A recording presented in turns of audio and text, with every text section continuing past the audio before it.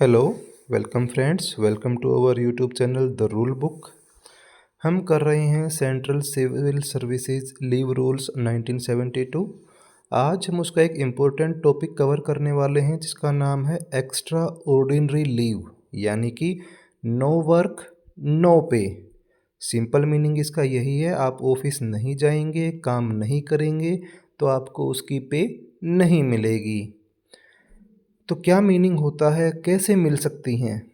Extra ordinary leave may be granted to a government servant other than a military officer in special circumstances. यानी कि extra ordinary leave medical officer को नहीं मिलेंगी, उसको छोड़ करके बाकी सभी सरकारी कर्मचारियों को कुछ स्पेशल परिस्थितियों में ईओएल ग्रांट की जा सकती हैं। अब वो कौन कौन सी परिस्थितियां हैं? When no other leave is admissible, no other leave is admissible, यानी कि गवर्नमेंट सर्वेंट के अकाउंट में कोई भी अन्य प्रकार की छुट्टी अवेलेबल नहीं है जो उसको दी जा सके। When other leave is admissible but the government servant applies in writing for the grant of extraordinary leave, दूसरी कंडीशन क्या कहती है कि उसके पास छुट्टियां तो हैं, उसके अकाउंट में लीव बैलेंस है, वो उसको दी भी जा सकती हैं, लेकिन खुद वो गवर्नमेंट सर्वेंट क्या करता है? अप्लाइज इन राइटिंग, वो लिखित में देता है कि जी मुझे तो एक्स्ट्रा ऑर्डिनरी लीव ही चाहिए, तब कंपिटेंट अथॉरिटी उसको ईओएल ग्रांट कर सकती है। आपको याद करनी है दोनों कंडीशन। पहली क्या है कि उसके पास कोई और टाइप की छुट्टी अवेलेबल नहीं है, और दूसरी कंडीशन क्या है कि उसके पास छुट्टियां तो हैं लेकिन वो खुद चाह रहा है, वो लिख कर देता है कि मुझे तो ईओएल ही चाहिए, तो कंपिटेंट अथॉरिटी उसको एक्स्ट्रा ऑर्डिनरी लीव ग्रांट करेगी। Unless the president, in view of the exceptional circumstances of the case, otherwise determines, no government servant who is not in permanent employ or quasi-permanent employ shall be granted extraordinary leave on any one occasion in excess of the following limits। यानी कि कोई भी सरकारी कर्मचारी जो कि permanent employ में या फिर क्वासी परमानेंट एम्प्लॉय में नहीं है, और यहाँ पर भी ये बात लागू होती है कि अगर प्रेसिडेंट इसकी अनुमति नहीं देता है तो क्या होगा? एक बार में एक एम्प्लॉय को ऑन एनी वन ओकेजन, एक बार में एक एम्प्लॉय को मैक्सिमम कितने दिन की छुट्टियां दी जा सकती हैं, किन किन परिस्थितियों में दी जा सकती हैं, वो हमें देखना है। 3 मंथ्स, यानी कि केवल 3 महीने की दी जा सकती हैं। कब? जब वो कोई एक्स्ट्रा ग्राउंड प्रस्तुत नहीं करता, यानी कि वो केवल नॉर्मली छुट्टी लेना चाह रहा है, किस बेस पर लेना चाह रहा है इसका कोई वर्णन नहीं कर रखा है, केवल उसे छुट्टियां चाहिए, तो एक बार में वो 3 महीने तक की छुट्टी ले सकता है। 6 मंथ्स, अब दूसरी कंडीशन क्या है कि उसको 6 महीने की दी जा सकती हैं। कब दी जा सकती हैं? When the government servant has completed 1 year's continuous service, जब उस सरकारी कर्मचारी ने 1 साल की अपनी सेवा पूरी कर ली है। On the date of expiry of leave of the kind due and admissible under these rules, including 3 months EOL under clause A, and his request for such leave is supported by a medical certificate as required by these rules। अब यहाँ पर देखो क्या ध्यान रखने वाली बातें हैं। पहली है कि उसकी 1 साल की सेवा अवधि पूरी हो चुकी है, उस अवधि में उसने ये जो 3 महीने वाली ईओएल वो पहले ले चुका है, ये ईओएल भी उसकी इंक्लूड होंगी। अब उसने क्या करना है? 3 महीने की तो पूरी हो चुकी, लेकिन उसे टोटल 6 महीने तक की चाहिए, यानी कि उसे अपनी छुट्टियां एक्सटेंड करवानी है, या वो पहले से ही अगर उसकी सर्विस अवधि 1 साल से ज़्यादा हो चुकी है तो वो 6 महीने की लेना चाह रहा है, तो उसे क्या करना पड़ेगा, उसे एक मेडिकल सर्टिफिकेट प्रोड्यूस करना पड़ेगा, तब जा कर के उसकी 6 महीने तक की छुट्टी ग्रांट की जा सकती है, वो भी EOL extra ordinary leaves. Next condition क्या कहती है, 18 मंथ्स, यानी कि अब EOL 18 महीने की दी जा सकती हैं। कौन सी कंडीशन में दी जा सकती हैं, when the government servant who has completed 1 years continuous service is undergoing treatment for. अब कोई ऐसा कर्मचारी जिसकी 1 साल की सर्विस अवधि पूरी हो चुकी है और वो निम्नलिखित बीमारियों में जो अब नीचे आएंगी उन बीमारियों के कारण वो अपना ट्रीटमेंट करवा रहा है। पहला क्या है, पल्मोनरी ट्यूबरक्लोसिस, आपको इनके नाम याद करने पड़ेंगे, पल्मोनरी ट्यूबरक्लोसिस और pleurisy of tubercular origin in a recognised sanatorium. किसी भी रिकग्नाइज्ड सैनाटोरियम में वो इन दोनों से संबंधित कोई ट्रीटमेंट करवा रहा है। दूसरा क्या कहता है, tuberculosis of any other part of the body by A qualified tuberculosis specialist और ए सिविल सर्जन और स्टाफ सर्जन, यानी कि अगर इन दोनों कंडीशन में कहीं पे कोई सरकारी कर्मचारी इन बीमारियों का इलाज करवा रहा है तो वो 18 महीने तक की EOL ले सकता है। इन्हीं का तीसरा भाग क्या कहता है, leprosy in a recognized leprosy institution और बाय ए सिविल सर्जन और स्टाफ सर्जन और a specialist in leprosy hospital recognized as such by the state administrative medical officer concerned, यानी कि कहीं पे वो अपना ट्रीटमेंट करवा रहा है लेप्रोसी का। नेक्स्ट है कैंसर और for mental illness in a institution recognized for the treatment of such disease, कहीं पे वो अपना कैंसर का ट्रीटमेंट करवा रहा है या मेंटल इलनेस का बीमारी का इलाज करवा रहा है, वो भी ऐसे इंस्टीट्यूशन में जो कि ऐसी बीमारी का इलाज करवाने के लिए रिकग्नाइज्ड है बाय द गवर्नमेंट अथॉरिटीज़। इन चारों कंडीशन में पहली 2 टाइप थी ट्यूबरक्लोसिस से रिलेटेड, थर्ड है लेप्रोसी एंड फोर्थ है कैंसर और मेंटल इलनेस। तो इन दोनों टाइप की कंडीशन में इन चारों भागों में वो 18 महीने तक की EOL ले सकता है। The concession of EOL up to 18 months shall be admissible also to a government servant suffering from pulmonary tuberculosis or pleurisy of tubercular origin who receives treatment at his residence under a tuberculosis specialist recognized as such by the state administrative medical officer concerned and produces a certificate signed by that specialist to the effect that he is under his treatment and that he has reasonable chances of recovery on the expiry of leave recommended। ये जो पहले 2 भाग हमने पढ़े थे जिनमें किसी employee को ट्यूबरक्लोसिस हो रखा था, ये उसी के बारे में थोड़ी एक्स्ट्रा जानकारी है। अब इस एक्स्ट्रा जानकारी में क्या है, उन पहली दोनों कंडीशन में क्या था कि एम्प्लॉई खुद चलकर जा रहा है किसी मेडिकल ऑफिसर के पास या किसी मेडिकल में जहाँ पर वो अपना ट्रीटमेंट करवाएगा, लेकिन यहाँ पर क्या है, वो एम्प्लॉई इतना पीड़ित है, इतना ज़्यादा बीमार है कि वो हॉस्पिटल नहीं जा सकता, वो अपना ट्रीटमेंट अपने घर पे ही करवाता है। कोई स्पेशलिस्ट ऑफिसर या कोई स्पेशलिस्ट डॉक्टर है जो कि इस बीमारी के लिए सरकार के द्वारा या स्टेट मेडिकल अथॉरिटीज़ के द्वारा नियुक्त किया गया है, वो उसके घर पे ही आता है, एम्प्लॉई के घर पे, वहीं पे उसका ट्रीटमेंट करता है और वो ये बात लिख कर देता है कि इन 18 महीने की छुट्टियों के बाद ये एम्प्लॉई अपनी इस बीमारी से ठीक होकर ड्यूटी पर वापस आने के पूरे चांसेस हैं, ऐसा वो लिखकर और ये बताएगा कि मैं उसके घर पे जाकर उसका ट्रीटमेंट दे रहा हूँ, इस ट्रीटमेंट से उसके ठीक होने के पूरे चांसेस हैं, और वो साइन करके देगा उस एम्प्लॉई को, और वो इस एम्प्लॉई इस रिटन रिकमेंडेड लेटर को, जो कि उस मेडिकल ऑफिसर ने साइन किया है, उसको अपनी कंपिटेंट अथॉरिटी के पास जमा करवाएगा।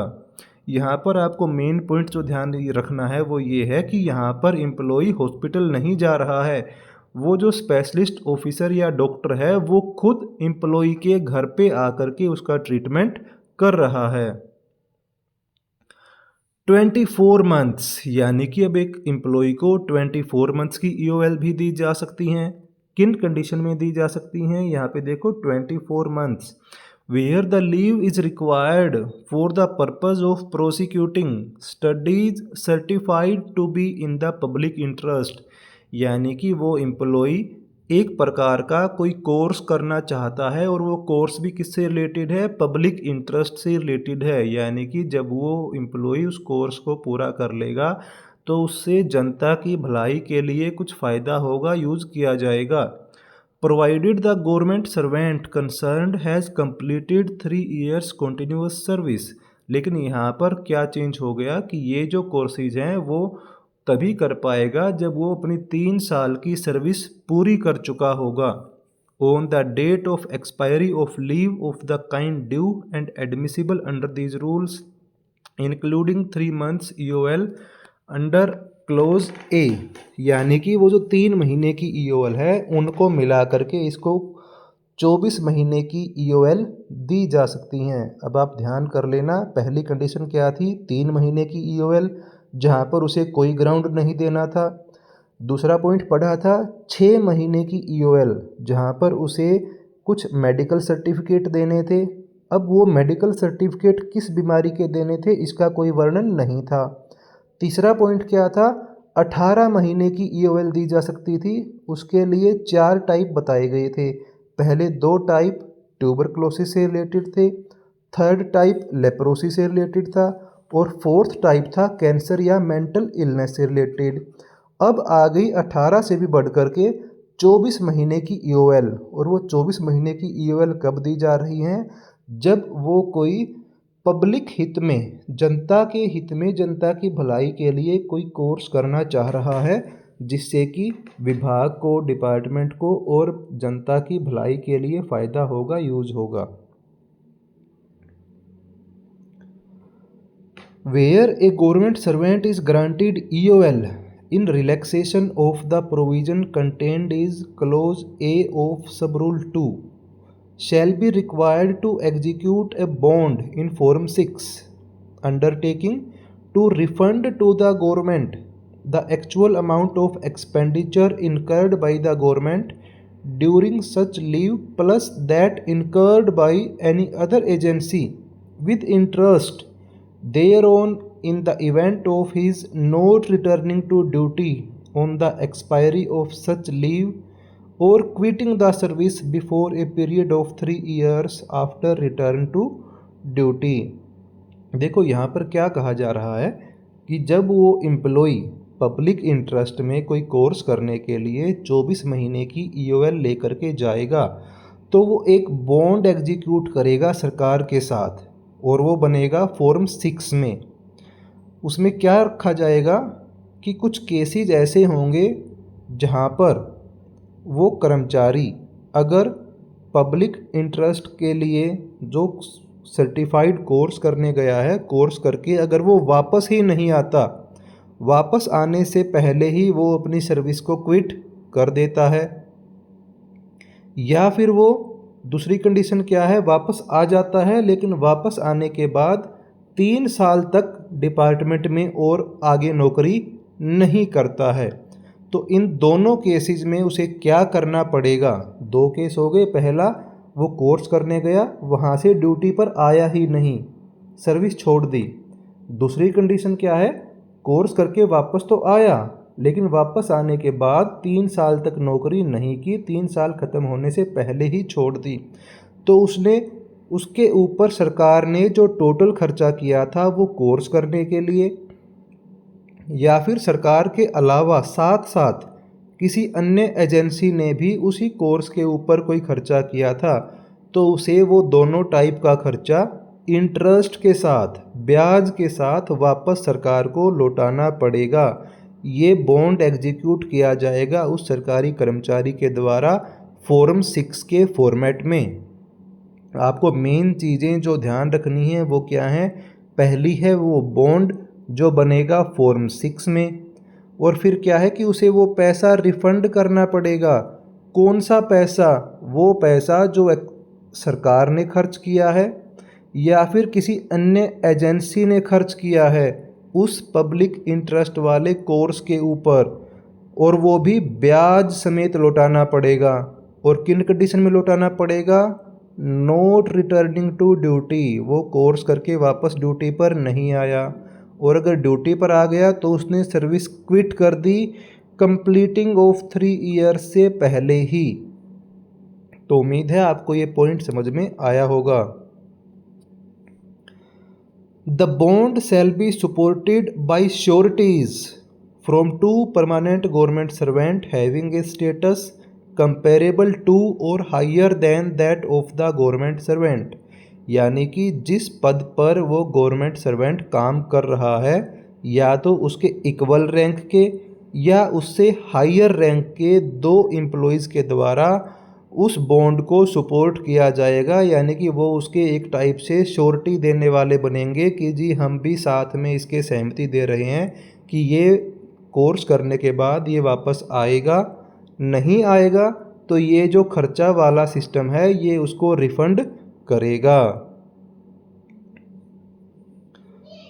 Government servant belonging to the schedule caste और द शेड्यूल ट्राइब्स में for the purpose of attending the pre examination training course at centres notified by the government from time to time be granted extraordinary leave by head of department in relaxation of the provision of सब rule 2। यहाँ पर आप कुछ points को ध्यान दो। वो government servant जो शेड्यूल कास्ट से रिलेटेड हैं या फिर जो शेड्यूल ट्राइब से रिलेटेड हैं, वो कोई कोर्स पे जा रहे हैं और वो कोर्स कैसा है, प्री एग्जामिनेशन ट्रेनिंग कोर्स है, और वो भी उन्हीं कुछ सेंटर पे उन्हीं कुछ केंद्र पर हो रहा है जो कि सरकार के द्वारा नोटिफाइड हैं। तो इसके लिए भी उन दोनों को एससी और एसटी से रिलेटेड कैंडिडेट्स को, गवर्नमेंट सर्वेंट्स को ईओएल प्रदान की जा सकती हैं। 2 spells of extraordinary leave if intervened by any other kind of leave shall be treated as one continuous spell of EOL for the purpose of sub rule 2। देखो क्या करते हैं कई बार कर्मचारी, सपोज एक बार उसने 3 महीने की ईओएल ले ली, फिर वो क्या करेगा 5 डेज़ की उसने ईएल ले ली, अर्नड लीव ली, 5 डेज़ के बाद उसने फिर से ईओएल के लिए अप्लाई कर दिया, यानी कि बीच में उसने ऑफिस ज्वाइन नहीं किया बल्कि बीच में दूसरी टाइप की उसने छुट्टी ले ली। तो इन सब को मिला करके जो वो 2 बार ईओएल लेना चाह रहा है उसको 2 काउंट ना करके एक ही स्पेल में काउंट किया जाएगा।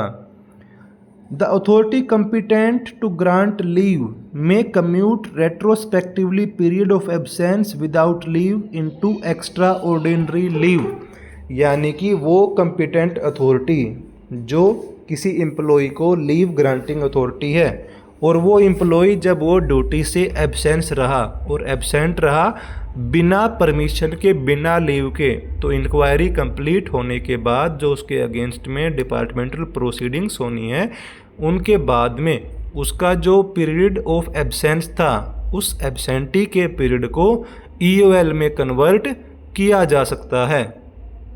तो ये थी आज की वीडियो जो एक्स्ट्रा ऑर्डिनरी लीव से रिलेटेड थी, जो कि सभी सरकारी कर्मचारियों के लिए बड़ी ही इम्पोर्टेंट है।